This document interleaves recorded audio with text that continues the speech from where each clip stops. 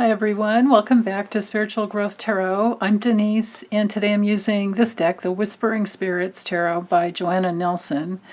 They're really large cards, kind of challenging to handle, but they do shuffle nice.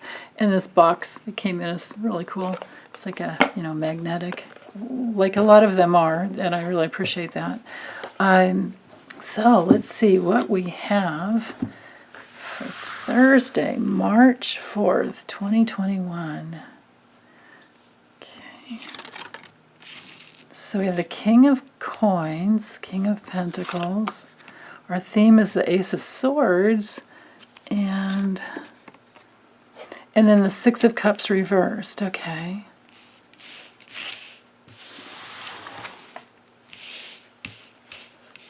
So you can see there, it's kind of like the imagery is a little bit like the Monster Tarot, but maybe a little more simple and maybe more colorful. Let's see. Yeah, here's the Hermit. Here's the World.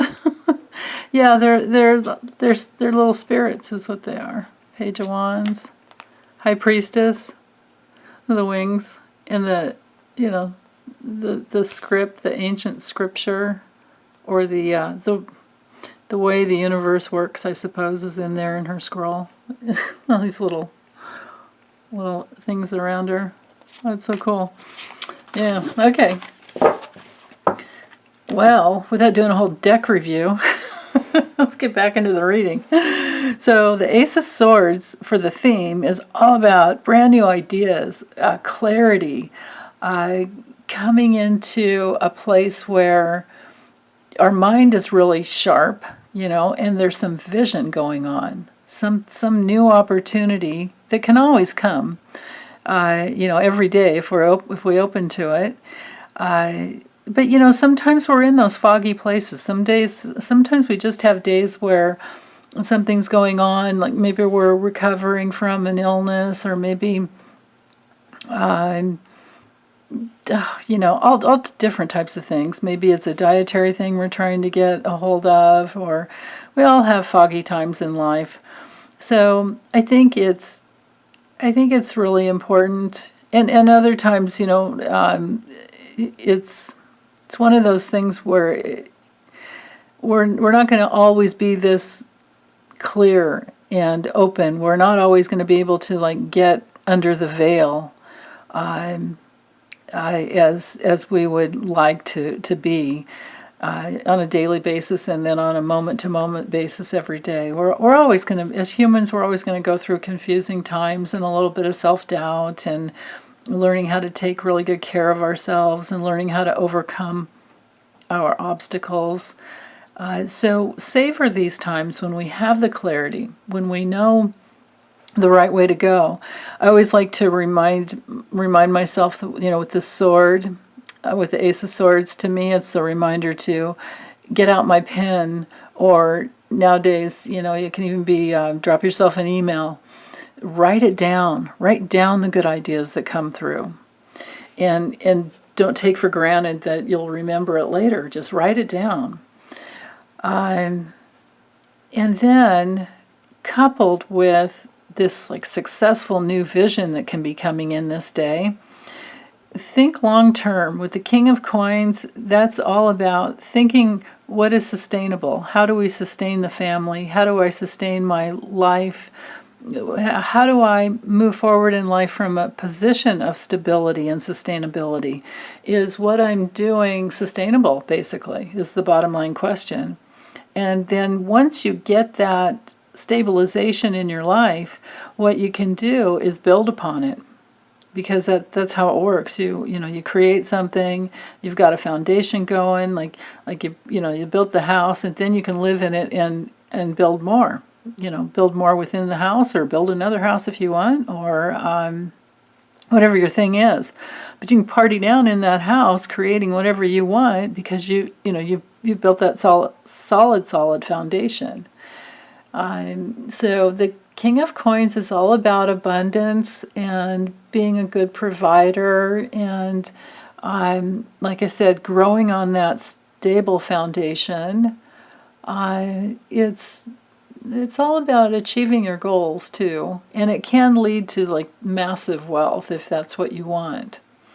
Um, but then here we're coupled with the Six of Cups. Now the Six of Cups is usually about childhood, but it can also be about just reunions of all types and coming together again with someone from the past, because it's definitely a card of the past. Often is. It also can be just feeling kind of nostalgic a little bit. It's usually a card of healing and being kind of carefree, and but there's always that familiar friend type of feeling with this card, or familiar family members, people that you know, because it's from the past. But when it comes through reversed, well, that does bring in that element of if it's a family issue, because if this is like a dad kind of energy and consciousness, and then there's new ideas coming in, coupling that with the Six of Cups reverses can be kind of like stuck in the past. But it could, on another level, be you've got this solid foundation.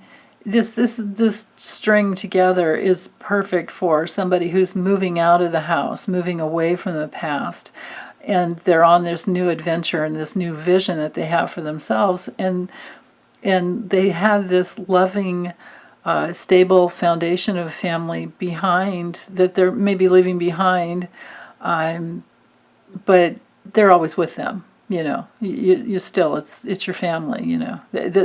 When it's a healthy family.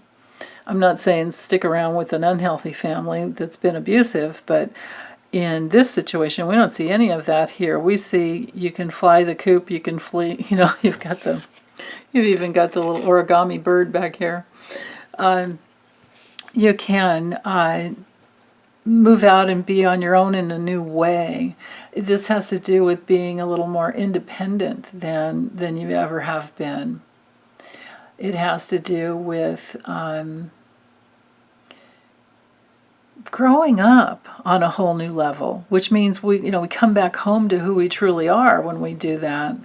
So I guess if we were to even drop in on another level, the timeless meaning here, I think, would be always keeping your vision open to creating more and more sustainability, and that will be like the keys to your freedom. It will create more independence in your life, which is a very, very beautiful thing.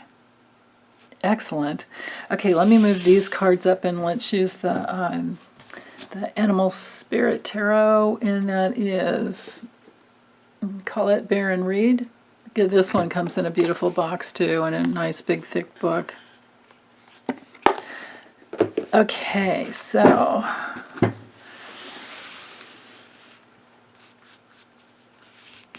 let's see, what else?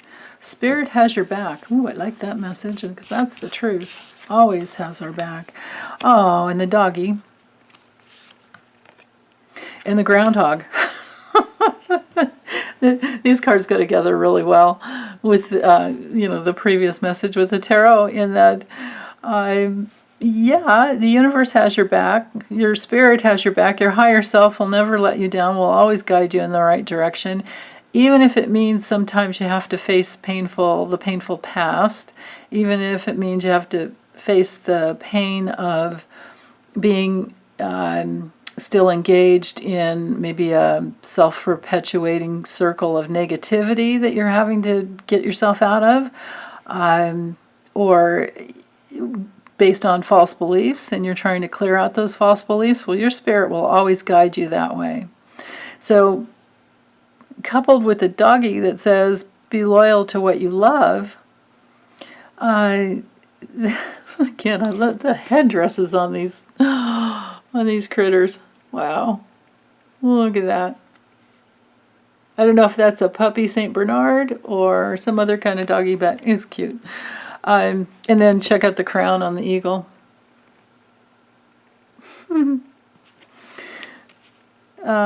So anyway, being loyal to what you love, yeah, that's the way it works. You have to go for what you love. Otherwise, you're not going to work hard at it. That's how it goes. We're all going to have days as humans, as sometimes days come up where you just don't want to do anything.